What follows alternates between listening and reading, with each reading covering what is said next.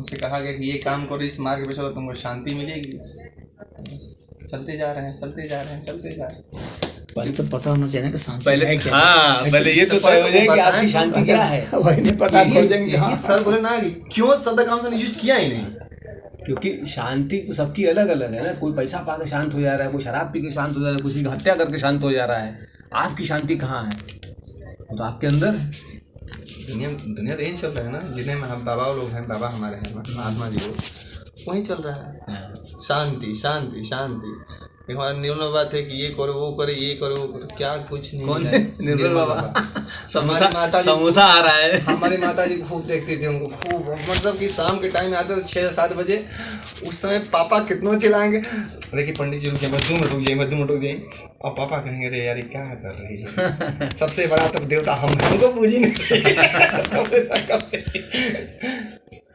अब हम सबको सिखाएंगे, उनको जो बोल देंगे ना, अब उतना माइंड चलता रहेगा उनका। फिर बाद में करते करते करते करते बड़े हम सब हो गए। देखिए जो भी कुछ शास्त्रीय शब्द हैं, तो उन शब्दों के लोग अपने अपने भी अर्थ लगाते हैं, और एक तो उन शब्दों के अर्थ शास्त्र ने खुद लगाए हैं। बात समझ रहे हैं जी? तो उसी तरह से उसमें से एक सबसे ज़्यादा दुरुपयोग वाला शब्द जो है ये शांति भी है। एक बार इधर में थोड़ा सा गया था एक गांव तरफ जी, तो मुझे लोग लिवा गए वहाँ पर चर्च में। यहाँ पर है, वहाँ पर मिलेगा, चलिए वहाँ चलते हैं। मैंने कहा कि चलो भाई चलते हैं। तो गए वहाँ पर, तो बैठाया उठाया, पानी में पिलाया, फिर अपना एक पकड़ाया पोता, मैंने, वो था पम्पलेट था। तो कहा कि अभी मैं रखा हुआ हूँ उसको, क्योंकि मैं सोचता हूँ कभी मुझे समय अभी नहीं मिल पा रहा है, काफ़ी दिन हो गए, उसके पर ही मैं प्रवचन करना चाहता हूँ। तो उसमें लिखा था कि परम शांति, फिर ये करिए, वो मतलब ईसा मसीह के हालेलुया क्या रहता है। तो मैंने कहा कि ये शांति क्या होती है? हाँ, तो चुप। मैंने कहा शांति तो ये जो है ये तो वेद का शब्द है, आप लोग का शब्द तो है नहीं, आप लोगों ने चोरी कर ली। तो सीधे मैंने कह दिया। तो अब तो मैंने कहा शांति का अर्थ भी आप लोग को नहीं पता होगा। तो वो कह रहा था कि ये मैंने लिखी है, उसने लिखे थे सर। फिर मैंने कहा उसमें फिर परमेश्वर भी एक लिखा होता है, वो लोग परमेश्वर शब्द का प्रयोग कर रहे हैं ईसाई सब। तो मैंने कहा ये परमेश्वर भी तो वेद का शब्द है, आप लोग का शब्द तो है नहीं, बाइबल में तो कहीं परमेश्वर नहीं मिलता लिखा। परमेश्वर शब्द का प्रयोग कैसे कर रहे हैं, इसका अर्थ क्या है? और आपके बाइबल में तो गॉड लिखा हुआ है। हाँ, तो उसका और इसका दोनों का मीनिंग आप कैसे कर रहे हैं? एक कर रहे हैं कि अलग अलग कर रहे हैं, क्या है? कहा उतना पढ़े लिखे नहीं है। हाँ, तो ये अलग अलग लोग अलग अलग अर्थ निकाल रहे हैं, यहाँ तक कि विधर्मी भी अर्थ निकाल रहे हैं। उनको हमको शांति मिल गई, और उसका प्रयोग करके जो है दुरुपयोग कर रहे हैं। आप देखेंगे तो कभी कभी हम थोड़ा सा हम जुड़े रहते हैं, पूजा पाठ से जुड़े रहते हैं, हम लोग देखते हैं तो बहुत सारे आते हैं माताएं अपने कथावाचकों के साथ, महाराज ये दुख है, वो दुख है, ये दुख है। अभी देखेंगे जितने भी औरतें जाती हैं कि बोल बम, हमको देखते हैं बड़ा हमको अजीब लगता है कि यार देखो घर में सासू अम्मा ससुर जो होंगे, बात सही है, अजीब, लेकिन ये बोल बम जा रही हैं, ये क्या कर रहा है? ये एक्चुअली क्या कर रहा है मैं आपको बताता हूँ। आपको लगता है कि इन लोगों का सम्मान नहीं किया जा रहा है, वहाँ जा रहे हैं, ये ना आप कहना चाह रहे थे? मैं हम जो अपने दैनिक कर्तव्य हमारे हैं। हाँ, मैं दैनिक कर्तव्य की ही बात कर रहा हूँ। आप अपने पिता को एक पिता के अर्थ में देखते होंगे और एक आदमी के अर्थ में भी उसे आंकते होंगे, समझ रहे हैं? जब पिता के अर्थ में आंकते हैं तो सम्मान नहीं लगते हैं, जब आदमी के अर्थ में आंकते तो लगता है कि ओ ये तो बहुत ही गड़बड़ आदमी है। समझ रहे हैं? सम्मान आदमी तभी करता है, कहते हैं लोग हाँ हाँ अरे मुझे ही देवता मान लो, मुझे ही पूज लो। जैसे आपने कहा ना कि आपके पिताजी ने ये कहा आपकी माँ को, कैसे देवता मान लें? देवता की शक्ति है अब में कि मान लें? मैंने देवता इसलिए कहा उन्होंने ताकि क्यों जो कहा? पति को सेवा सत्कार करना चाहिए। जो मैंने कहना था कि हम यहाँ पर वही चीज़ है कि हम पानी मांग रहे हैं और थोड़ा सा आप उठ कर नहीं दे पा रहे। हमारे धर्म के अनुसार जो धर्म कहता है उस हिसाब से उन्होंने व्याख्या किया। तब बच्चा हम नहीं नहीं, ऐसा नहीं है। तब है ये जो है ना, ये शुरू से ही जो है, जो पुरुषवादी जो है ना, वो ये वो कहना चाहता है कि मेरी सेवा करो। हाँ, तुम क्यों नहीं करोगे भाई उसकी सेवा? भाई अगर उसके उल्टा देखिए कि माता जी कहीं बाहर से आई होती है और पिताजी अपने मन का कोई मैच या कोई न्यूज़ देख रहे होते हैं, वो एक्सपेक्ट करती हैं कि भाई थक हार के आए, एक गिलास के पानी पूछ लो।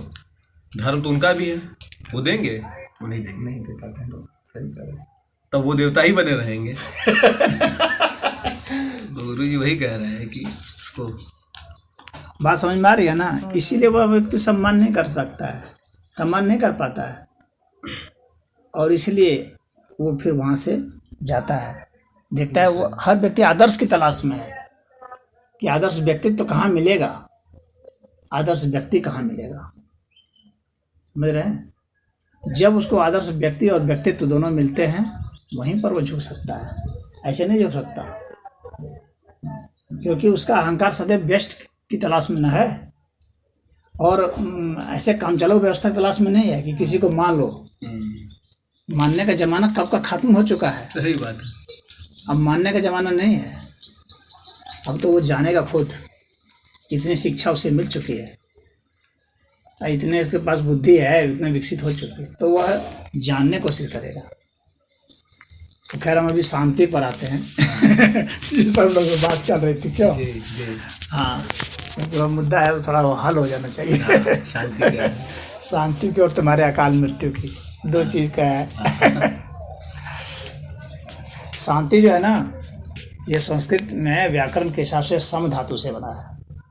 अब 3 प्रत्यय अलग बना है, और इसका अर्थ होता है जो हमारी कुवासनाएं हैं, दुर्वासनाएं हैं,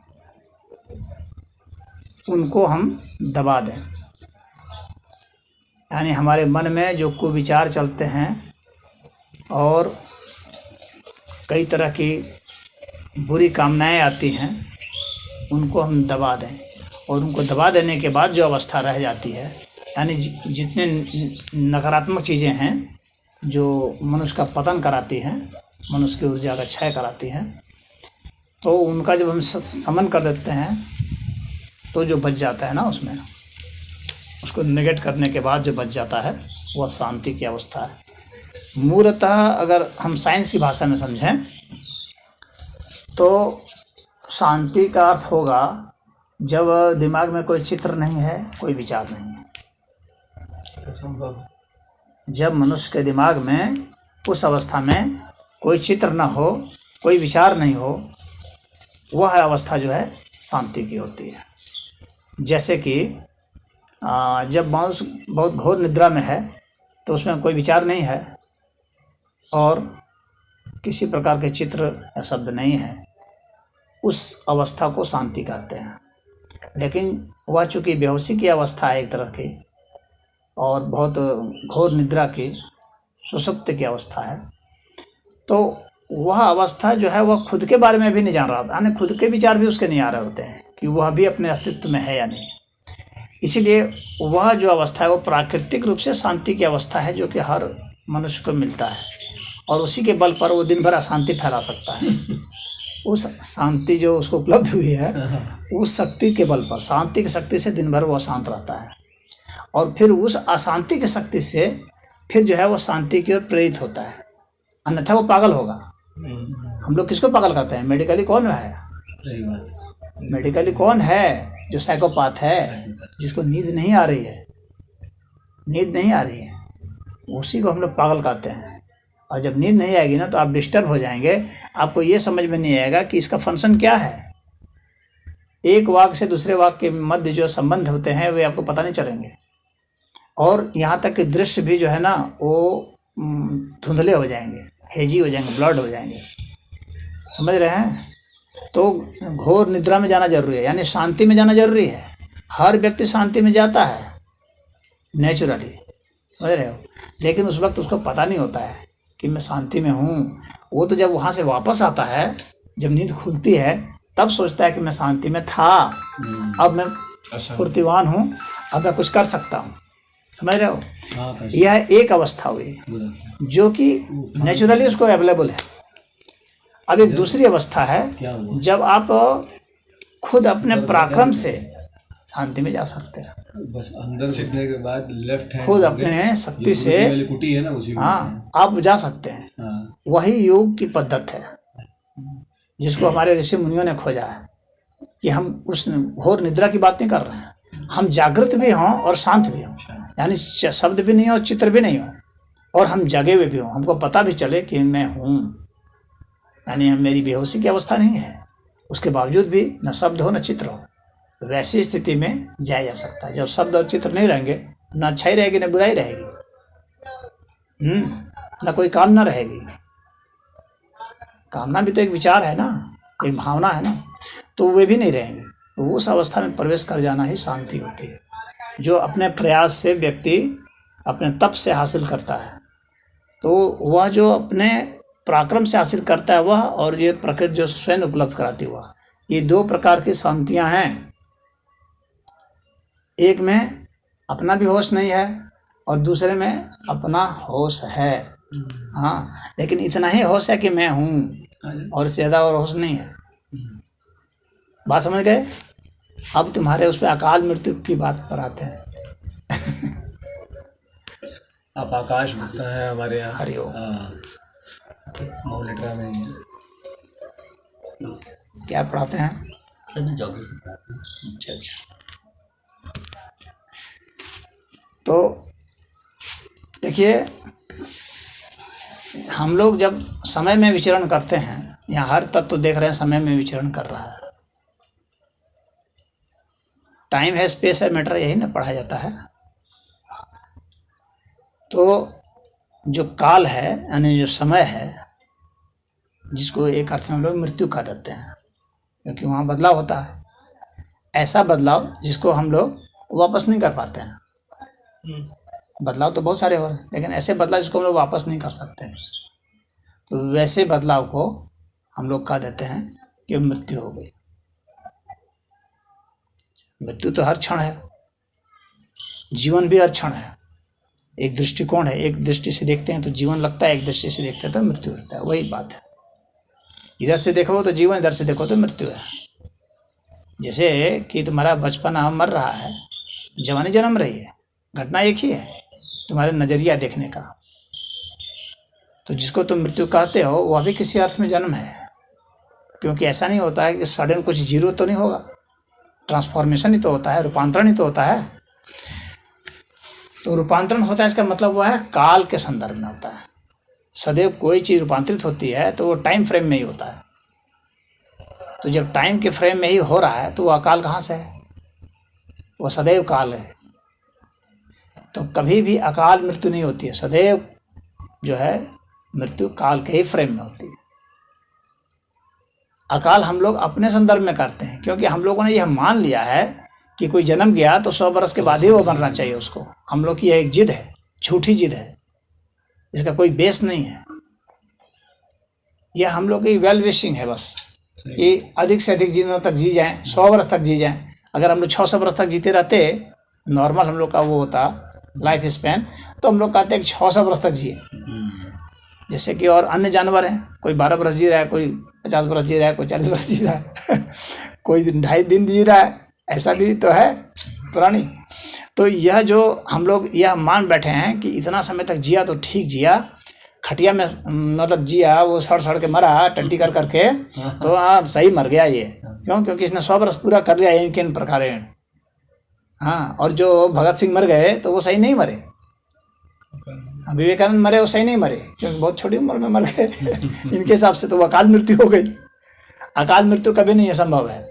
ये अकाल मृत्यु एक झूठा वाम है। सदैव जो है मृत्यु एक काल के संदर्भ में समझी जाती है। उसमें अकाल का अगर अर्थ ऐसा लगाएं कि समय से हम परे हो जाएं, मृत्यु से परे हो जाएं, उस अकाल का तो महत्व है कि जब हम मृत्यु से परे हो जाएं, यहाँ पर जो अ लगा है पहले, हाँ, उपसर्ग के रूप में, तो उसका हम मतलब निकाल सकते हैं ना अलग। जैसे कि उदाहरण के लिए अगर हम ये कहें कि यह अमूल्य है, उदाहरण के लिए, तो अमूल्य का अर्थ यह नहीं होगा कि उसका मूल्य ही नहीं है। अमूल्य का अर्थ हो जाएगा कि इसका मूल्य इतना है कि हम उसको गिन नहीं सकते, उसको माप नहीं सकते। तो यहाँ पर जो उपसर्ग लगा है वह उसके मूल्य का ह्रास नहीं कर रहा है, बल्कि वृद्धि कर रहा है। इतनी वृद्धि कर रहा है कि आपकी गणना के बाहर हो गया वो। बात समझ रहे हैं? तो अकाल जो है उसको दो अर्थ में भी समझ सकते हैं। एक तो अ से अभाव हो गया, अ का एक अर्थ में अभाव के सेंस में ले लेते हैं, और एक जो है उसे परे के सेंस में ले लेते हैं। तो जब हम उसको परे के सेंस में लेंगे तो उसका बहुत महत्व हो जाएगा। तो उस अकाल का बहुत ही ज़्यादा वैल्यू है, काल से परे है। काल से परे हो जाने का मतलब हो गया कि प्रकृति से परे हो गया। प्रकृति में सारी घटनाएं काल के ही फ्रेम में होती हैं। प्रकृति से परे हो जाना वह चैतन्य अवस्था है, उसी का अध्यात्म में महत्व होता है। तो ये जो चीज़ हमारे चारों ओर मन है, हम बहुत करते हैं, हम सब गलत करते हैं, लोगों के साथ गलत करवाते हैं। कौन सा जवाब? यही जो अकाल मृत्यु की बात समझाए हमको। हाँ, तो लोग नहीं समझते हैं ना, गलत मृत्यु का रेफरेंस को और काल का रेफरेंस को नहीं समझ रहे हैं। वे काल की सही व्याख्या नहीं जान रहे हैं, काल का सही स्वरूप नहीं जान रहे हैं, मृत्यु का सही स्वरूप नहीं जान रहे हैं। वो अपनी एक मान्यताओं में जी रहे हैं, ख्वाबों की दुनिया में जीते हैं, अपनी दुनिया में खुद गढ़ लेते हैं, जो कि वास्तव में कार्य कारण से संबंध नहीं रखता है। वे अपनी मन गढ़ंत दुनिया बनाते हैं और उनका तिलस्म भंग होता रहता है। उसी में वे रोते रहते हैं, गाते रहते हैं, कभी नाचते भी हैं। अभी नाच रहे हैं, अभी गाएंगे, रोने लगेंगे, थोड़ी देर में नाचेंगे, वहाँ अगर बम विस्फोट हो गया फिर रोएंगे, क्योंकि अपनी मान्यताओं में जी रहे हैं ना। लेकिन ये अस्तित्व तो उनकी मान्यताओं के हिसाब से तो चल नहीं रहा। इस अस्तित्व का तो अपना सिद्धांत है भाई, उस सिद्धांत को आप न जाने तो ये आपकी प्रॉब्लम है ना। अगर हम भारत के संविधान को नहीं जानते हैं, भारत की कानून व्यवस्था को नहीं जानते हैं और हम कुछ कर बैठते हैं, तो किसी कानून की धारा में हम आ जाएंगे ना। हमें कानून इसलिए नहीं छोड़ेगा कि मैं कानून नहीं जानता, वो तो ये नहीं छोड़ेगा। मैं कानून जानूं या ना जानूं, कानून के दायरे में तो हूँ ही। मैं मर्डर कर दूंगा तो मैं ये नहीं कह सकता, वहाँ दलील ये नहीं दे सकता कि मैं तो जानता ही नहीं था कि इसकी सज़ा जो है मृत्यु है। ऐसा मैं दलील नहीं दे सकता। तो इस अस्तित्व के कानून को मैं न जानूं तो इससे इस अस्तित्व को क्या फ़र्क पड़ना, कुछ नहीं। आपके ऊपर तो वो लॉ लागू हैं तो होंगे ही।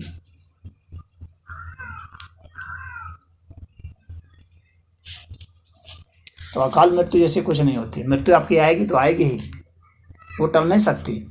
बहुत सारे ज्योतिषाचार्य बैठ करके वो महामृत्युंजय मंत्र जपवाते रहते हैं कि इससे तो मृत्यु टल जाएगी। सब बकवास की बातें हैं, मृत्यु कभी नहीं टलती है। आपने ये कल्पना कर लिया कि जो मृत्यु इसकी इस समय होगी, जबकि वो थी नहीं, और आपने जाप कराया और वो नहीं हुई, तो आप कह रहे कि मृत्यु तो टल गई। अरे टल कैसे गई? वो तो उसमें होनी नहीं थी। ये तो तुमने झूठ का प्रोपेगेंडा फैलाया था कि जो है मुंह से आ गया। हाँ, कि जो है मृत्यु हो जाएगी, अब इसको आगे बढ़ाइए। तो आपका धंधा था वो, वास्तव में वह एक धंधा था, उसके माध्यम से आप कमाई कर रहे थे और कोई बात नहीं थी। अरे सर, बहुत से लोग मतलब कि हाँ मानना जाए तो है, लेकिन लोग इस चीज़ को इसे विश्वास हम तो कर लेते हैं, विश्वास तो हम करते हैं, हमारा समाज इसको विश्वास कर रहा है। ऐसा है ना कि समाज में जो है सेंसिबल लोगों की बहुत सख्त कमी है। हाँ, यहाँ जो है यहाँ कुछ भी आप बात फैला देते हैं तो वो बात तुरंत ग्रहण कर लेते हैं और फिर उसके हिसाब से वो चलते हैं। आप अगर एक एक मनुष्य को आप देखिए अच्छा से, बस सर इधर जहाँ बैठी तो आप जब देखेंगे, गौर करेंगे, तो आप देखेंगे कि ये अपने दिमाग से नहीं चल रहा है, इसके दिमाग को कुछ चला रहा है। हम लोग कहते हैं ना आर्टिफिशियल इंटेलिजेंस आ जाएगा। आर्टिफिशियल इंटेलिजेंस आ जाएगा नहीं तो बहुत पहले से ही है। हम लोग की अपनी इंटेलिजेंस है कहाँ, सब आर्टिफिशियल ही तो है। आप देखिए, अभी जैसे कोई अगर किसी आदमी को आप देखेंगे तो पाएंगे तो इस बातचीत कीजिए तो पाएंगे कि इसका दिमाग या तो अखिलेश यादव चला रहे हैं या तो मोदी चला रहे हैं इसके दिमाग को। वो क्या बोलता है उससे उसके दिमाग का पता चलने लगेगा कि इसके दिमाग को रन कौन कर रहा है। या तो मोहम्मद चला रहे हैं, हाँ, या तो राम चला रहे हैं, या तो ईसा मसीह चला रहे हैं। उसका दिमाग अपना कहाँ चल रहा है? उसका दिमाग तो ऑलरेडी हैक्ड है वो अपने आप को सोचता ही नहीं है। उसको तो जो बता दिया गया, सिखा दिया गया, बस उसी को वो दोहराता है और वो सोचता है कि मैं सोच रहा हूँ ऐसा। जब आप अपने दिमाग का अच्छा से रिफ्रेश करेंगे तो आपको पता चलेगा कि वास्तव में आपके अपने शब्द कितने हैं, आपके अपने इंटेलिजेंस कितने हैं, उसमें आपने अपना कितना विश्लेषण किया है। आपको लगेगा कि ये सब सारे संस्कार से जो है ठूस दिए गए हैं सब हाँ, और उसमें जो है अनाप शनाप बहुत सारी बातें हैं जिसको कि आप मानते चले जा रहे हैं। समाज बस ऐसा ही है। समाज अपना विश्लेषण कहाँ कर रहा है? लोग कहते हैं जनता वोट देती है, नेता लोग बोलते हैं जनता जनता। जनता कहीं दिखती है? आज तक तो मैंने एक भी जनता नहीं देखा पूरे अपने जीवन काल में। सब वोटर है किसी न किसी पार्टी के जनता कोई नहीं है। या तो कोई राजपूत है, तो कोई ब्राह्मण है, तो कोई